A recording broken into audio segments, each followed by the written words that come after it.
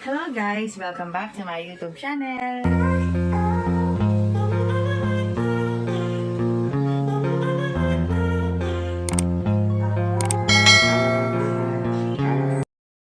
Isa na namang pinag-uusapan ngayon ang hindi daw pagpansin ni Dinawong sa nakapink na babae noong araw ng championship. Ito pala ay ang mama ni Kyla Atienza. Nakapink siya dahil sinusuporta niya si Kyla sa creamline.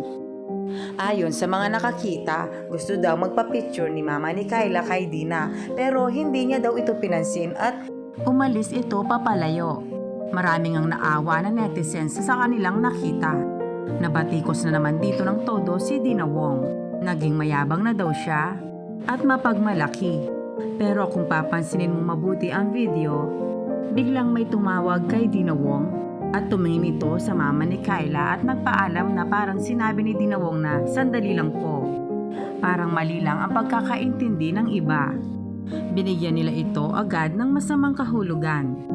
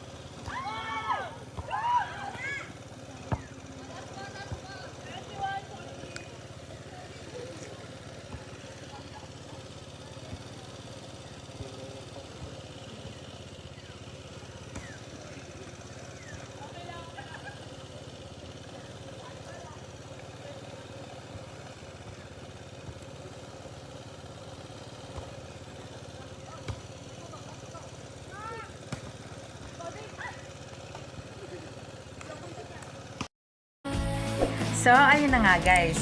Kung nagustuhan mo ang video nito, huwag mo naman sanang kalimutang mag-like at mag-subscribe. At pakipindutin mo na din ang notification bell para lagi kang updated sa aking mga videos.